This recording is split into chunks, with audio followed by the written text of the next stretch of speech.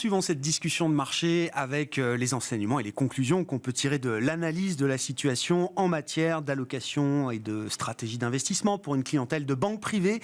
Et c'est Laurent Dédier qui est avec nous en plateau, directeur général délégué chez Autingre Banque Privée. Bonjour Laurent. Bonjour Grégoire. Merci beaucoup d'être avec nous dans le sillage de l'analyse technique que nous offrait Alexandre Baradez. Quel est l'état des lieux de la situation de marché que vous dressez à ce stade après 6 semaines de rallye assez intense? Alors on peut peut-être enlever la semaine dernière qui était une semaine un peu plus calme de consolidation, mais la puissance du rallye depuis quelques semaines, évidemment, marque les esprits.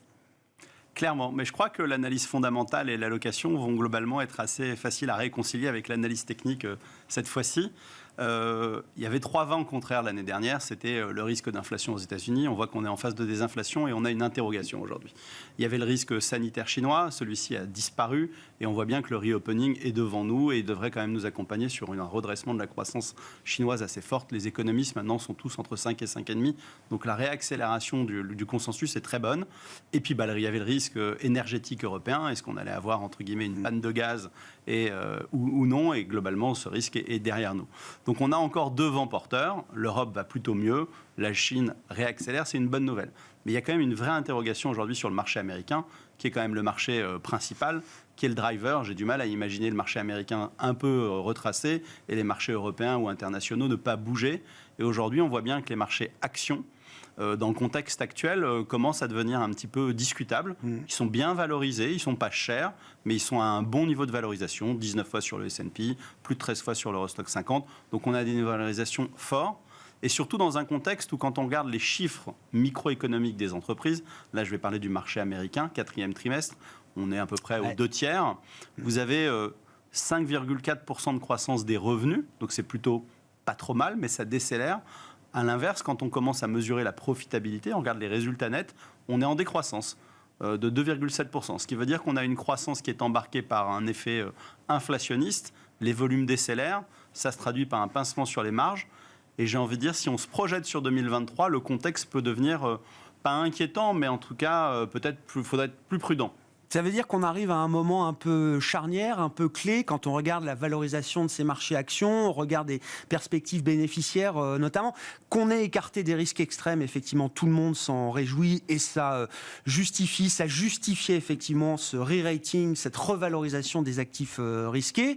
Éviter le pire, ça ne veut pas dire forcément qu'on bascule dans un scénario totalement rose, c'est ce que je comprends. Ah, très clairement, on a éliminé le pire, oui, c'est une très bonne nouvelle, les risques extrêmes ont disparu en quelques semaines. Mais c'est majeur, hein. On insiste beaucoup là-dessus parce que le marché est une fonction d'évaluation des risques. Et quand on enlève ce type de risque, très faible en termes de probabilité, mais avec des conséquences majeures pour l'économie, c'est déjà quelque chose d'important.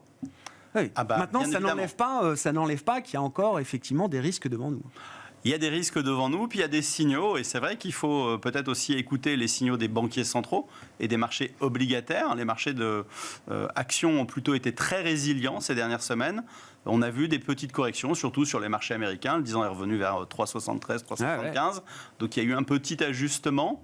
Et surtout, quand on regarde la courbe et les anticipations, avant les derniers chiffres de l'emploi, le marché américain pensait que le taux terminal serait à 4,90. Aujourd'hui, il est anticipé à 5,20. C'est-à-dire que le 5,25 de M. Powell est totalement validé par les marchés. Et les marchés pensaient qu'on aurait 2 à 3 baisses, plutôt 2 baisses à la fin de l'année de taux. Aujourd'hui, on parle d'une. Mais d'une qui est plutôt un vœu fragile qu'une réalité. Ce qui veut dire que le stay higher for longer, précédemment cité, clairement l'inflation va nous accompagner longtemps. Sur la partie service, elle est sticky, donc elle est très résistante. Et ça doit pouvoir justifier une respiration, une consolidation des marchés actions qu'on a du mal à voir. Alors il y a peut-être des phénomènes de FOMO qui peuvent expliquer. Beaucoup de gens qui sont peut-être en dehors de ce rallye action et parfois depuis plusieurs mois, j'imagine, Laurent. Alors pour la gestion active, ça a été quand même 18 mois compliqués. 2022, beaucoup de gérants actifs ont fait moins bien que leur benchmark. Le premier mois de l'année, mois de janvier, vous avez les 2 tiers des gérants actifs qui sont sous les indices, donc ça veut dire que la gestion passive regagne toujours du poids. Donc clairement c'est difficile, donc tout le monde cherche un point d'entrée pour remettre de la pondération, remettre du risque, pour participer potentiellement à un rebond plus durable. La question de la durabilité du rebond dépendra bien évidemment de l'inflation des banquiers centraux et surtout, si ce n'est principalement, de la résilience ou de la capacité à même croître légèrement les profits en 2023. Ouais. C'est là où pour moi il y a une grande interrogation. J'ai du mal à imaginer, alors que la séquence, par exemple en Europe, en moyenne, c'est 10% de croissance des profits. L'année dernière, on sera entre 19 et 20. Ce qui veut dire qu'on a eu quand même beaucoup de bonnes nouvelles qui nous ont permis d'avoir un excès suite au rebond, suite à la réouverture, à la consommation, un excès de profit. Et à un moment ou à un autre, on doit rendre, c'est un retour à la moyenne, c'est pas technique, mais c'est aussi un petit peu normal. Je crains quand même que ces marchés soient difficiles parce qu'il y a des alternatives maintenant pour les marchés d'actions, le monétaire, les obligations, il y a des alternatives. Ouais. Un mot encore des marchés actions. Je commence à entendre l'idée que les marchés ont tiré un trait sur l'année 2023 en termes de profit. Ce sera une année blanche, peut-être légèrement négative. On est déjà en train de regarder 2024. J'ai entendu ça la semaine dernière. Quand on normalise... Alors la vraie question... Et 2024, on part sur un plus 10. Quoi. On aurait fait plus 20 en 2022, 0 ou je sais pas, moins 3, moins 4, moins 5 s'il faut sur les bénéfices 2023. Et puis boum, reparti pour plus 10 en 2024. C'est une excellente question parce qu'elle a été débattue dans notre comité d'investissement du mois de janvier en se disant est-ce qu'on doit tirer, comme avec l'année du Covid, un trait sur cette année qui est une année de choc post-inflation, et donc 2023 compte pas, et on se projette sur 2024, sachant qu'on ne connaît pas le point d'atterrissage de 2023. Est-ce qu'il est acceptable ou est-ce qu'il va être difficile ? On ne sait pas. Je pense que c'est vraiment trop tôt. C'est une question que les marchés vont se poser cet été, parce qu'on va commencer à regarder un petit peu 2024, les modèles des analyses vont commencer à être actualisés. Tant qu'on n'a pas vu le premier semestre, je trouve que c'est vraiment trop tôt de parler de 2024. Clairement, on a peut-être à l'horizon une première année depuis 4 ans qui serait normale, c'est-à-dire sans risque sanitaire, en espérant pas de risque énergétique, d'autres chocs exogènes. 2024 pourrait devenir une année enfin normale. Mais voilà, chaque chose en son temps. Appréhendons d'abord l'exercice 2023 qui s'annonce quand même parfois complexe. Qu'est-ce qu'on fait à ce stade en termes d'allocation et quand on réfléchit pour une clientèle privée, en termes d'allocation patrimoniale, de stratégie d'investissement, en intégrant l'ensemble des classes d'actifs, je le dis souvent, Smart Bourse, le nom est un peu réducteur et vous l'avez dit vous-même, il y a d'autres alternatives que les marchés boursiers aujourd'hui pour des grands investisseurs et des allocataires. Si je découpe la stratégie en différents messages, sur la partie action, on pense qu'il reste des poches intéressantes. La réaccélération chinoise, elle peut se jouer bien évidemment par des secteurs de consommation et tout le monde va penser au luxe, aux cosmétiques, aux boissons parce qu'on sait que la consommation chinoise va tirer ces secteurs et qu'ils ont beaucoup souffert depuis 3 ans. Mais je pense qu'il y a aussi un autre axe à regarder qui n'a pas été délaissé mais peut-être un peu plus oublié quand on regarde les valorisations, c'est les industriels. Ouais. Certaines industriels vont bénéficier de la normalisation de la chaîne d'approvisionnement, c'est-à-dire qu'un des ateliers du monde où la géographie Asie-Pacifique va se réouvrir totalement. Donc on va normaliser la chaîne d'approvisionnement, donc limiter le risque inflationniste.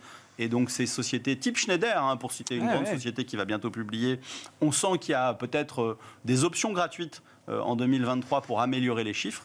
Donc ça c'est pour la partie action. Essayer de continuer à naviguer ces marchés en essayant de s'exposer à la thématique de la réouverture chinoise et à la résilience européenne.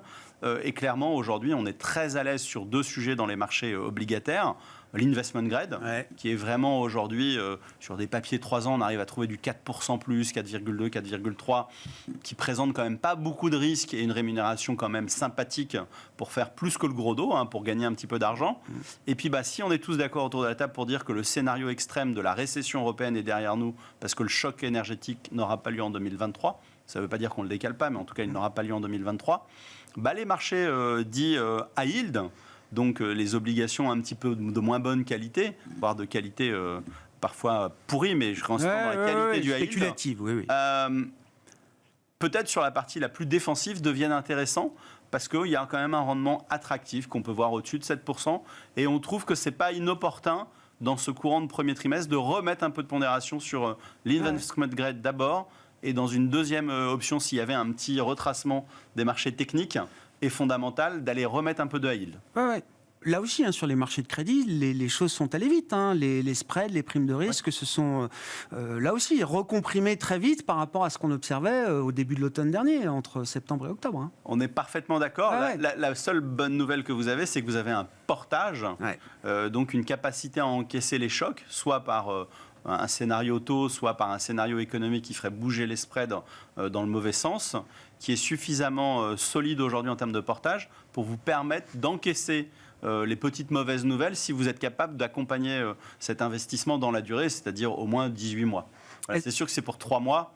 restons prudents et participons plutôt à du monétaire. Ouais. Après, encore une fois, quand on parle d'allocation stratégique, c'est pas juste pour 2 ou 3 mois, Laurent. Le fait d'avoir retrouvé cette poche fixed income, ce rendement qu'on n'avait plus, qui stabilise quand même la prise de risque, ou en tout cas qui rémunère une prise de risque avec de la visibilité devant. Est-ce que pour des clients privés, justement, ça les rend plus solides sur des marchés plus risqués, peut-être, sur lesquels ils étaient obligés d'aller il y a encore quelques temps sans être forcément, j'allais dire, une clientèle naturelle pour ce type de risque? Alors clairement, les marchés obligataires retrouvent une attractivité qu'on n'avait pas connue depuis 10 ans ou quasiment. Et surtout après la forte corrélation qu'ils ont eue l'année dernière avec les actifs risqués, donc les actions, c'est-à-dire une souffrance terrible pour les deux classes d'actifs. On a non seulement un potentiel intéressant, mais des portages qui sont aujourd'hui très positifs, qui font que dans une allocation, ne pas repondérer les marchés obligataires à travers soit une stratégie investment grade, soit en allant chercher plus d'exposition crédit avec le high yield, ne semble pas cohérent dans un scénario qui ne peut pas être euphorique sur le risque, parce qu'il y a quand même beaucoup d'inconnus sur 2023. Donc on reprend du risque progressivement par le crédit high yield, par les obligations, et les actions, ce sera plus tactique. J'entends. Bon, ne tirons pas un trait trop vite sur 2023. L'année ne fait que commencer. On en est à la 7e semaine. Donc, il y a encore des étapes et une séquence devant nous avant de se projeter sur 2024. Merci beaucoup, messieurs. Merci, Laurent, d'avoir été à nos côtés pour évoquer ces sujets d'investissement et d'allocation d'actifs. Laurent Dédier, qui était l'invité de Smart Bourse à la mi-journée, directeur général délégué chez Autingre Banque Privée. Voilà pour cette édition de la mi-journée. On se retrouve à 17h ce soir en direct sur Bismart.